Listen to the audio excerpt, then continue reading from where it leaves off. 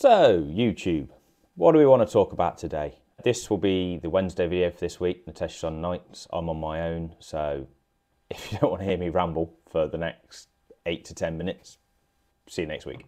See you on Monday for the podcast. Tune in. Yeah, so Tuesday, 18th of June, is it? 11 AM, around that time.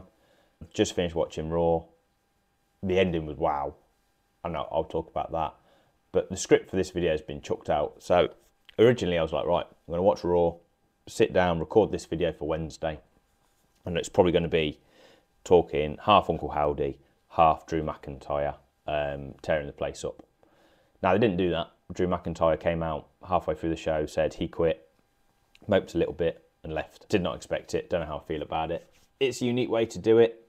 I understand why they've done it, I suppose. You've got Bron Breakker, who's destroying people left, right and centre. Do you need Drew Mcyntire doing the same kind of thing? But in my head, I can't be like, well, where's this going? He's obviously not quit. He's obviously building towards that CM Punk match. Does he jump CM Punk Friday night? CM Punk's advertised. They said it again. They said it over the weekend. They said it again on Raw. He's on SmackDown this Friday. Potentially saying when he will be clear to wrestle. Don't know if it'll be Money in the Bank. We will find out. It'll be interesting. I want to see Drew come out of the crowd and attack him, but then that's been done before. What could they do something new?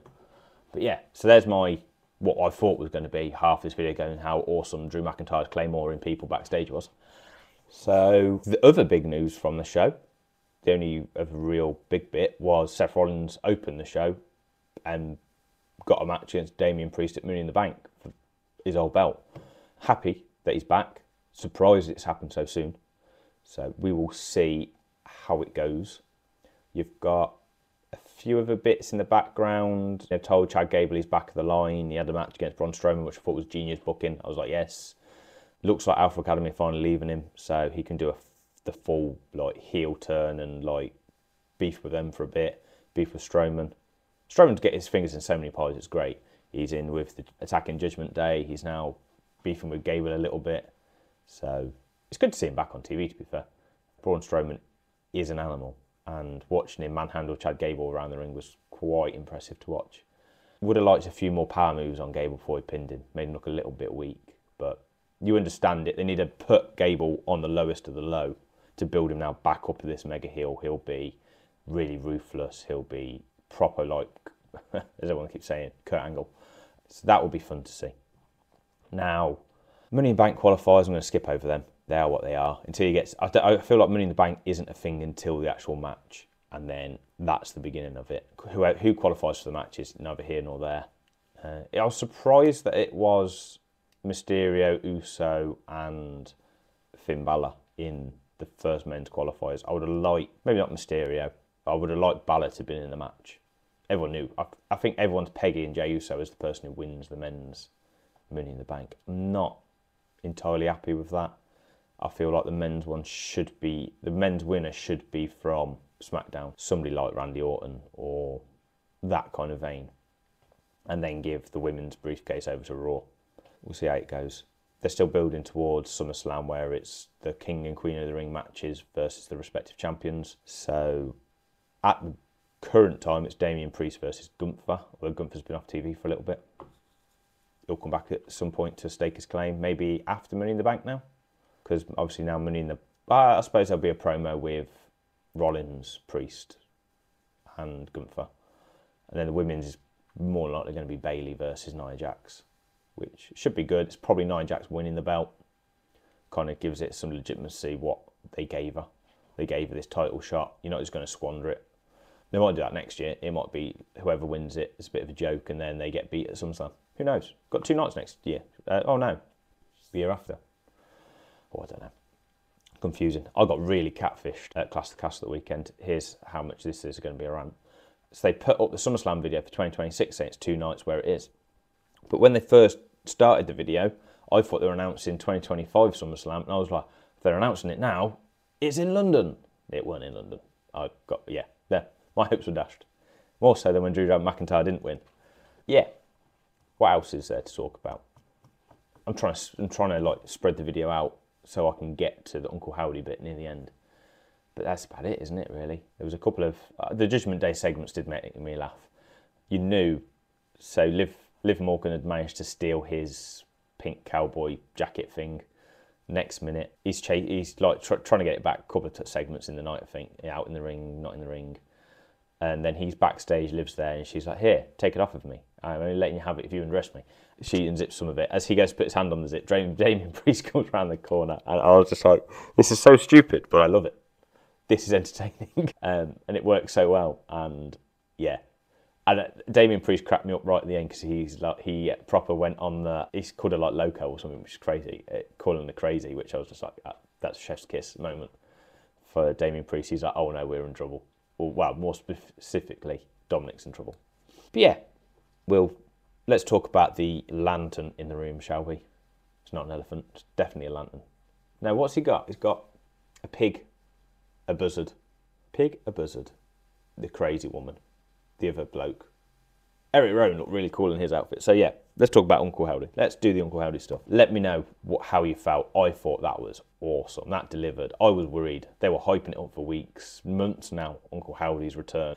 And the Wyatt Sicks, however you want to pronounce it, or 6-6. No, it's got to be Wyatt Sicks, hasn't it? Yeah, I was worried. On Friday at SmackDown in Glasgow, it was QR code. The arena went funny, and basically it said, "We're coming Monday." So okay, we're now here. This is probably a month too late. Can they deliver? This is overhyped to all heaven, and yes, they did. It starts with that iconic Bray Wyatt door. It opens. I don't know the character's name yet. Sister somebody. It's Nikki Cross in a mask. She crawls out, all creepy like. You see the lantern then there, and she points backstage, and they do that walking camera. And I feel like this is the ultimate form of that camera shot, where we've had it where Dominic's panned it away and stuff like that, but this follows a hand, and Gorilla's just been destroyed by the Wyatt Sicks. Is it Gacy, Loomis, and Rowan? I think the three blokes are. I could look it up. I'm not gonna. To me, I'm just gonna wait until they're all introduced with their new character names, if they have new character names, and then at the end, Uncle Howdy. But yeah, Gorilla's just technician hands and that everywhere, just on the floor, laid out. I didn't quite see anyone else. There was Chad Gable. Just before we got to Uncle Howdy, Chad Gable's against a box, blood on his face. There's blood everywhere. There's some really cool sparks. And then Uncle Howdy's there. They walk out, and it really landed for me. Especially the "We're Here" blows a lantern out to end the show. That gave me feels. I like that. That touched me. That was definitely a callback to Bray Wyatt. That was really cool. And yeah, that was above what as I said, I thought it was going to be overhyped and it was going to be like, "Oh, here we go, it's a bit of a dance squib." But no, that was great. How does it feature in with everything else? Lord only knows. How do they address it on Monday?